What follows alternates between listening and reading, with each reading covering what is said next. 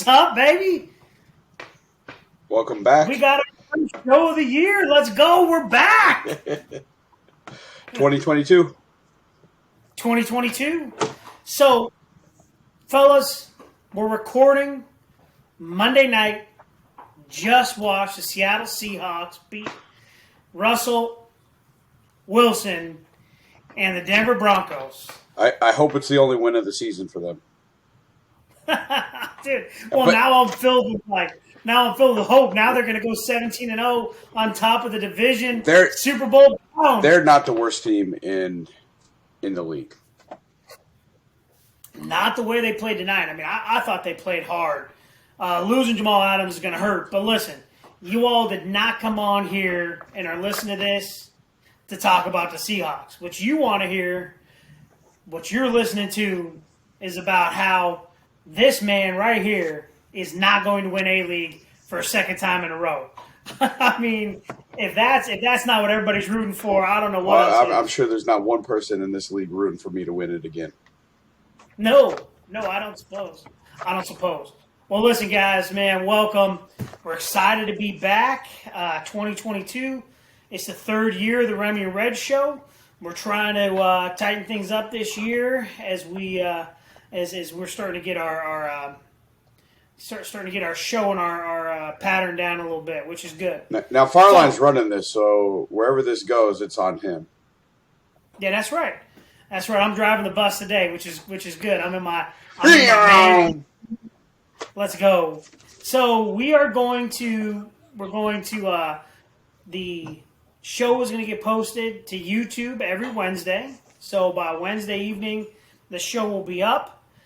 I've sent all you degenerates the guest list for the year. What you've got to do is you have to just text me and let me know if you can make it or not.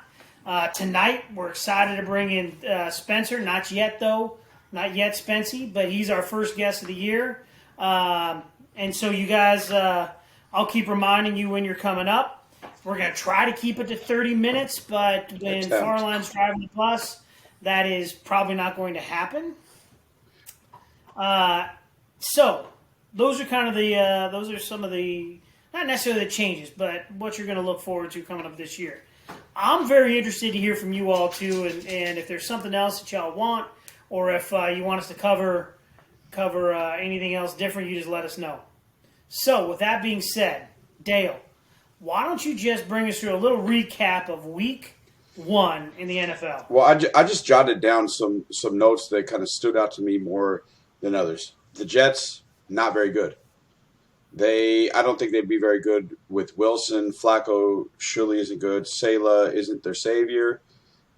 It's too bad they have some talent on that team, but they just don't look like an NFL team right now. Yeah, the Jets aren't good. I'll tell you, somebody that just was unbelievable. I mean, the Chiefs, even though they lost Tyreek Hill, they had some change in the offensive line. My goodness, did Pat Mahomes came out. 5 touchdown passes. I mean, they dropped a 40-burger on the Cardinals in Arizona. My goodness. During that game, I mentioned that the Cardinals aren't very good, and Kingsbury might be the first coach fired, or McCarthy for Dallas. Both of those guys I don't think they're very good NFL coaches, and their teams kind of reflect, I think, their undisciplined approach and lack of preparedness for games. My second note of this was Mahomes. He might be more dangerous with Tyreek Hill gone because he spreads the ball out a little bit more, and the way that they've adjusted the defenses to him, he's just going to take what they give, and they looked really good. They did. Last thing for me is, so maybe Wednesday, I'm texting some of the guys to try to get some bets laid. I didn't open up my online account in time. Man, I was ready to hammer the Bills on Thursday night. My goodness. There's not another quarterback in the league built like Josh Allen. And I tell you, from a fantasy perspective, which is what we're tuning in for, that Mahomes-Kelsey stack, whoo-hoo-wee, and Josh Allen going in the second, boy, I tell you what, having those two guys making the difference on your team week in and week out, Talk about a positional advantage. Not bad. I think a lot of people wrote Kelsey off because of his age, but the way that they utilize him and he bullies people, and he looks good after the catch. It's early in the season, we'll see how he progresses throughout the year, but he looks just as dangerous as ever. The last thing I wrote down for recap on the NFL, Justin Jefferson's pretty good. I mean, I think some people laughed when I said that I was debating him with the first pick, but I think that he would have been worthy of it, and he's one of the funnest people to come along in a while at any position. I just love watching him play the game of football. Yeah, I'm glad you mentioned that. We had mentioned the wide receivers yet. I mean, Devontae Adams had a good game. So some of the big guys that left, A.J. Brown. I mean, he set an Eagles record. I think 10 receptions over 155 yards. So some of these guys who switched teams, boy, they came out and were incredible. But I think in a half-point PPR or even a PPR league, what? I don't know how you could argue with Justin Jefferson not being that number one pick. Yeah. All right, so E-League recap. Remi, why don't you just go ahead and take us through, let's just go matchup by matchup and give us some highlights. Well, what's really nice about our league is we start off with rivalries against our first 3 weeks, last 3 weeks are against the people within our division. I like that structure a lot. It allows you to face guys without being on buys and just at the start of the season before a lot of adjustments are made. And so it just kind of sees it's a test to how well you drafted at the beginning of the season. If you look at mine and Pringle's matchup, on paper it was going to be pretty close. Pringle's got a really good team. He started off he had a great start with Allen. He's got legitimate talent across the board. Just some guys didn't come through for him in Singletary and a low-scoring game from McCaffrey. Mostert's probably not going to be his flex moving forward. And then he got an unbelievable day out of Young Ho Ko or Ku. I honestly don't know how to pronounce his last name, but he's such a good kicker and scored him a lot of points and kind of kept him in the matchup for a little while. But my team came on. It's balanced. Taylor's good. Herbert's going to be good. A.J. Brown was kind of the wild card, and if he steps up, my team's decent. And Clyde Edwards-Helaire, I think, got taken out of the game because they were up so much, or else his day probably would have been a little bit bigger. Yeah, no, I think that's really good. No, good recap there. Let's go ahead and move to so Jake Fancher. it's Michelle actually got a kick out of that. She was dying when she saw that. She thought it was pretty funny, and it really wasn't much of a matchup. Aaron Rodgers, I had him for 2 years, and going into this draft, I wasn't going to have him a third year, especially after losing Devontae. He should be okay, and I thought that Spencer's walking away from the draft. I thought that Spencer's team was a pretty good team. Pierce wasn't utilized. Pitts wasn't utilized. Keenan Allen left early with a hamstring. This team, for his sake, should be better and improve as the season goes along. Antonio Gibson might have been a really good pick because of the Brian Robinson shooting. And then you look at Jonas's team. He took Justin Jefferson, and it was the right pick. And he rode him. Hurts is going to be a good fantasy player this year. Kareem Hunt is probably going to be a nice, steady number 2/flex play. But I'm not a believer in Breece Hall and Etienne after what I saw this week. That's what I was going to touch on. Both Etienne and Hall. I was surprised at how much they used their second-year running back Carter. I thought he looked good. I mean, the snippets I saw, he still looked explosive. He looked good. So, I mean, again, it's early. One of the things we can't do is have knee-jerk reactions. But no. I do that you're going to have to monitor that as you keep going up. All right, counting bodies like sheep versus Cobra Kai. So Andy went ahead and he got the victory over Ike. But this matchup to me was. Again, I also think that Isaac's team is going to be better than what it showed here. Unfortunate 0 points from Cam Akers. My goodness, that's a tough way to start the week. Dak Prescott out what now 6 weeks with a broken thumb. You basically have to drop him. There's no Dak. point in keeping him around that long.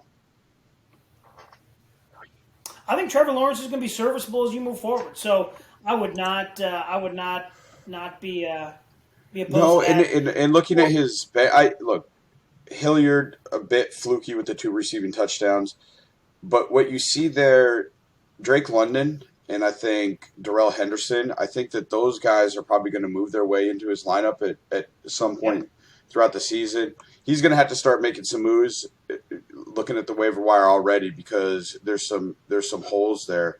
And looking over at Cobra Kai, Andy Seller's team, it's Jamar Chase is his dude.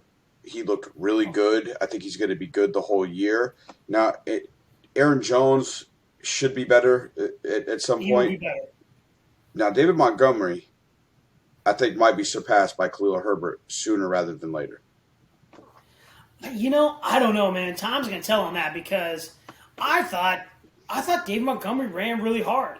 That is a tough matchup against that San Francisco team. And the conditions were really bad. Yeah. So congrats on Andy getting the win. So Joey Meatballs versus Dennis, foundational Black American. Joey Meatballs going 1-0 to start the year. We didn't touch on it in our NFL recap, but boy, did Joe Burrow had a tough start to the season. Still scored 27 points in that game with having 5 or 6 turnovers himself, I think, in that game. Yeah. But I think Joe Burrow and Joe Mixon, that's going to be a solid one too.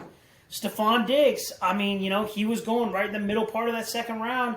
I like the pick. He just is. One of the things I liked as much as him putting up some points for Joey Bags here was, he ain't our boy down there, Ramsey's lunch a few times. I love seeing that.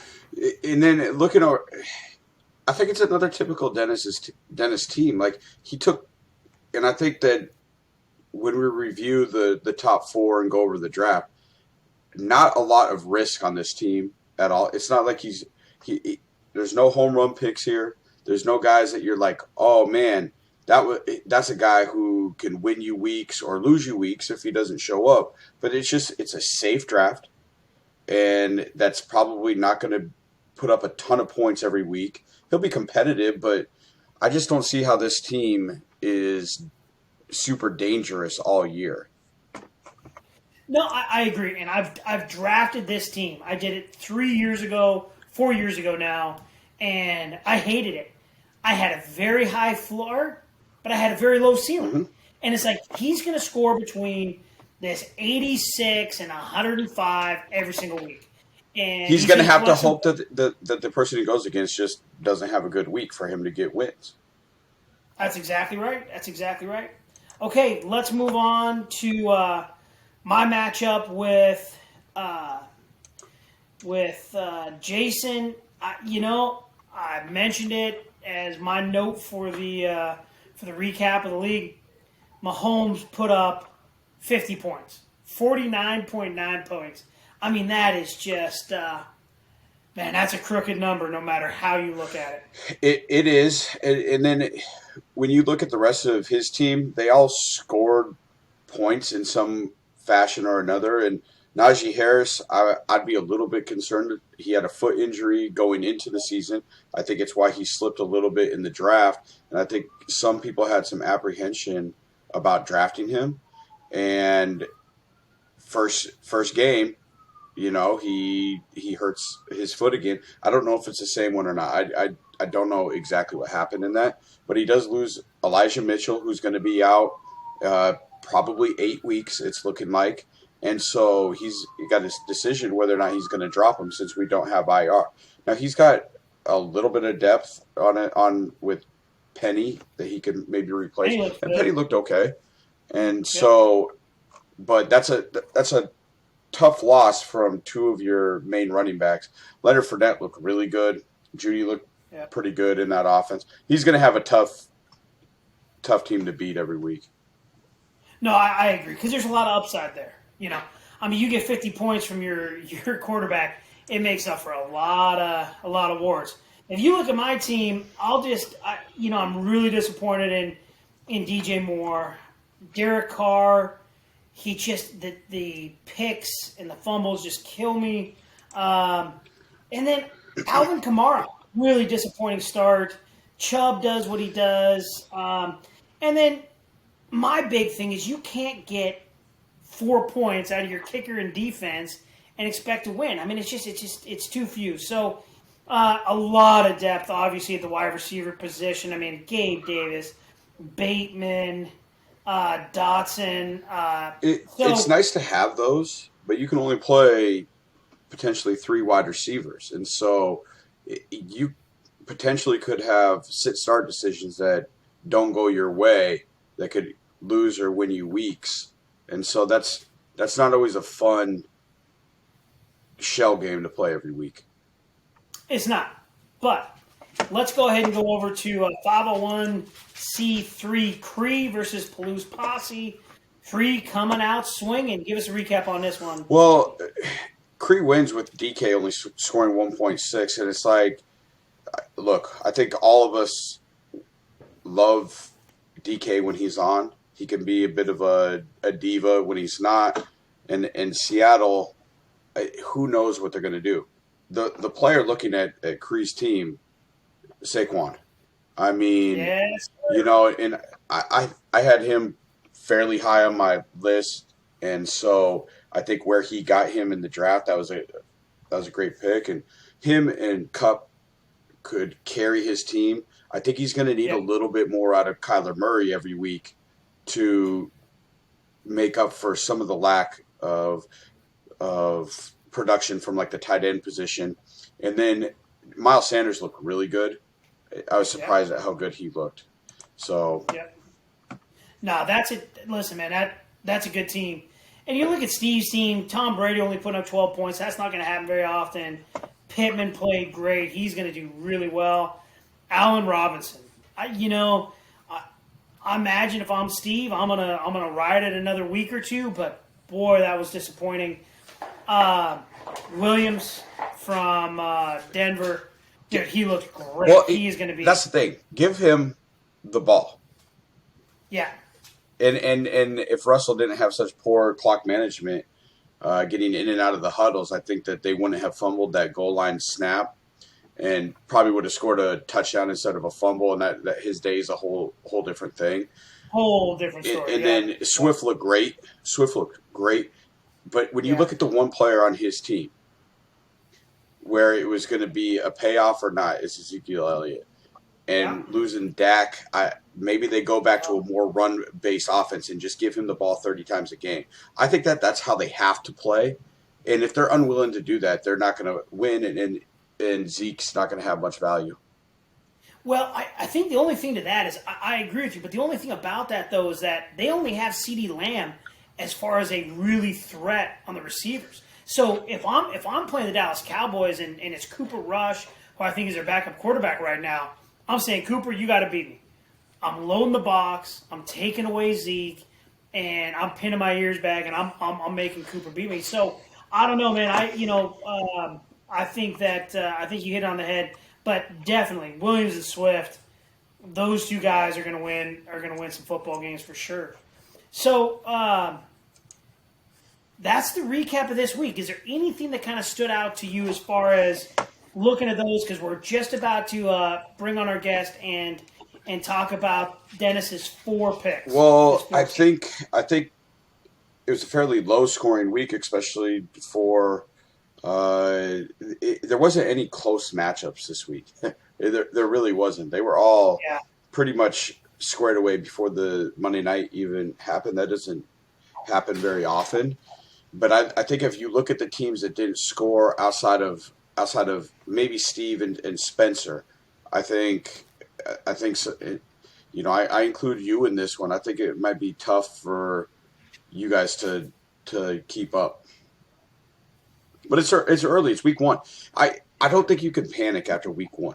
Like, reevaluate after week 3, make some small adjustments here or there. After week 3, after we get through the first opening salvo of rivalry games, then reassess and make some changes.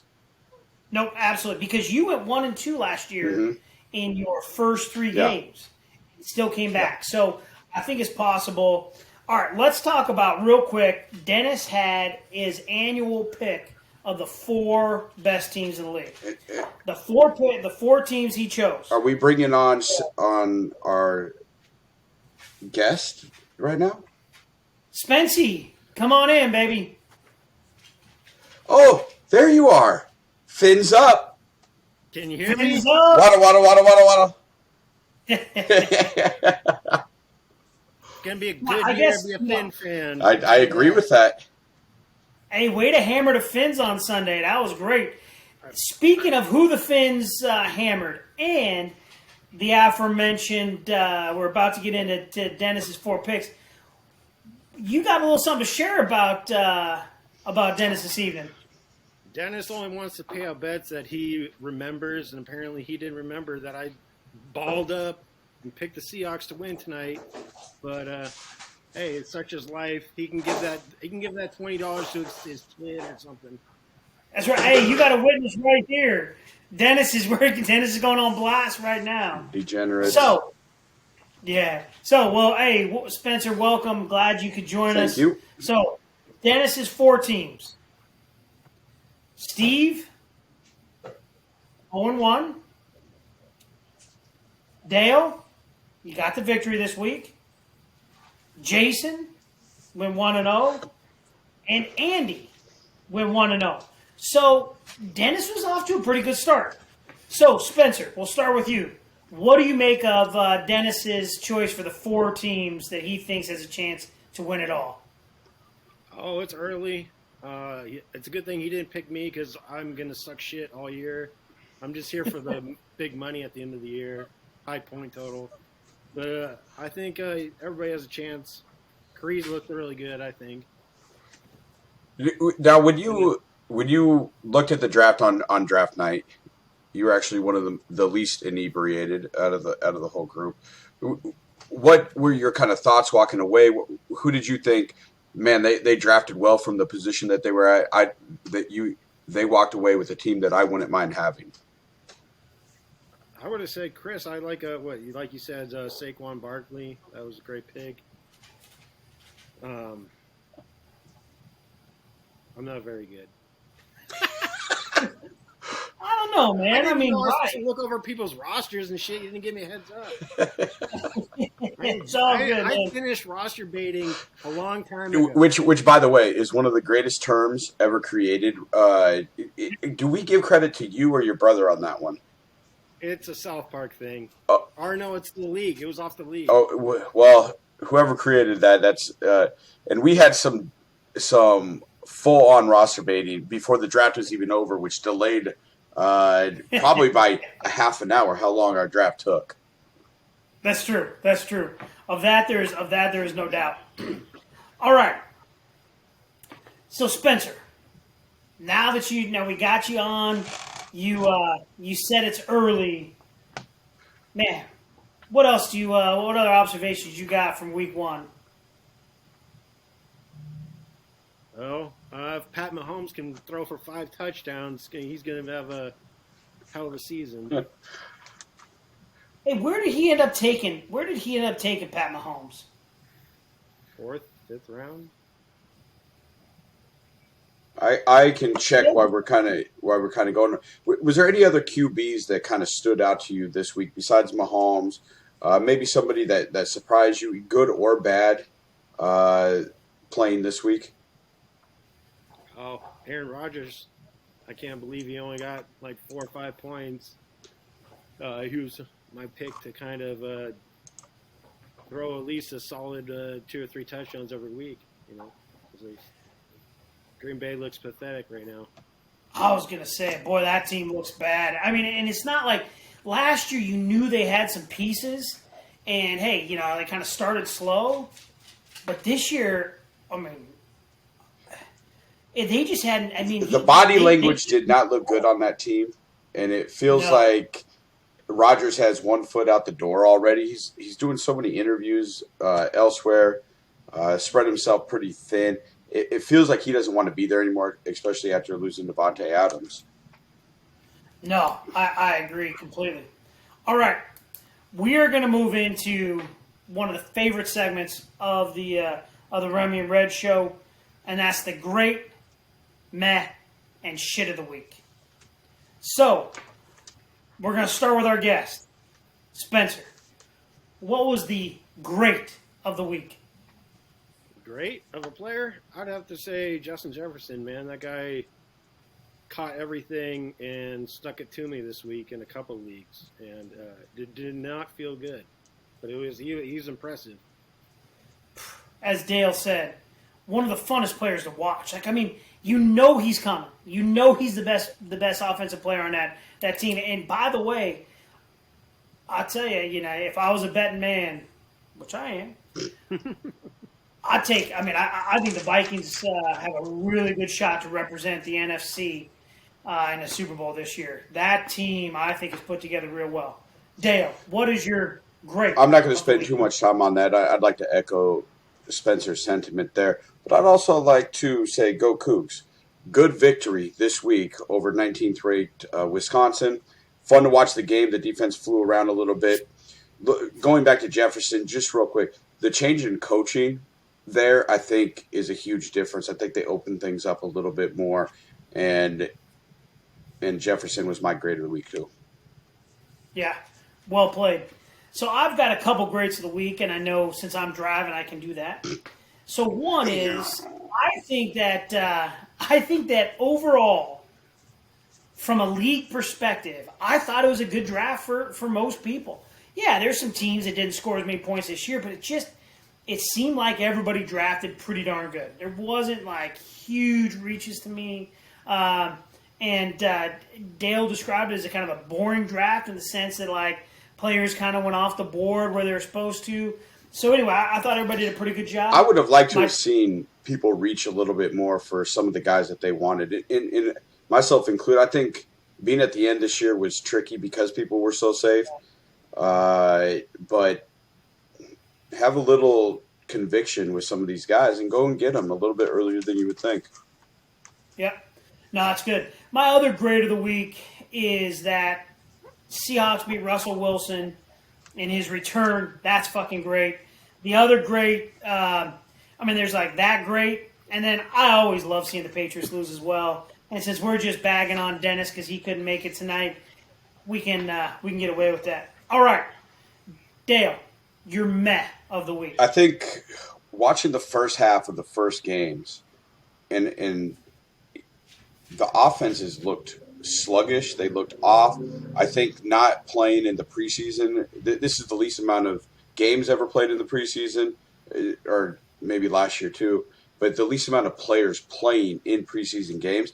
They just got out to such a slow start. They picked it up a little bit later, but hopefully the offense pick up steam a little bit as the season goes along. All right. So, Spency, what's your meh of the week? It'd probably be Dennis the Welcher. Up it on his desk. Other than that, it was great to have football back. Northern Quest is gonna be like a second home because I can't bet with Dennis because he's a fucking wild man. I'd rather give Northern Quest my money for sure. All right, so I'll be really curious to see what your shit of the week is. So my meh of the week was it's unfortunate, Dale, that we're gonna say the same thing. But my meh of the week was all of these teams that did not play anybody in the preseason. There's only 3 preseason games. They didn't play any of the players. They just came out like meh.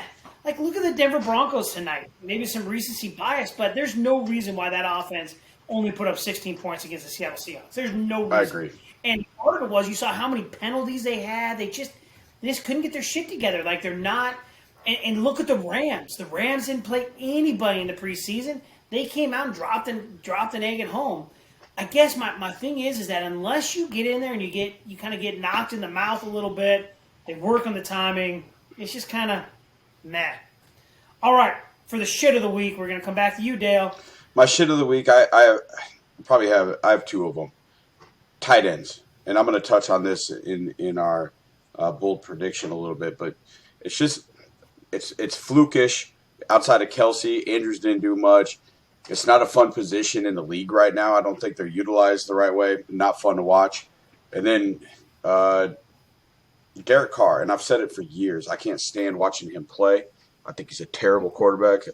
They'll never win big games, and he can't beat the top-notch quarterbacks in the league almost ever. And if he is, he's lucky at the last minute. I hate watching him play the game.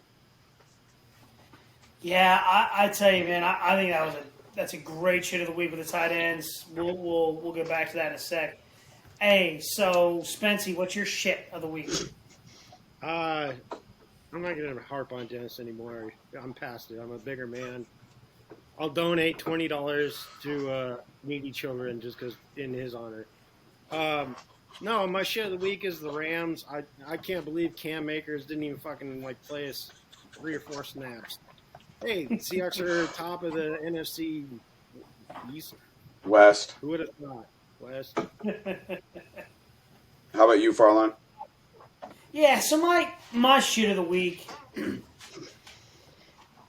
if I wax philosophically for a second, Put me to my sleep. shit of the week has to do with the Russell Wilson love that we've been hearing for the past, ever since he got traded.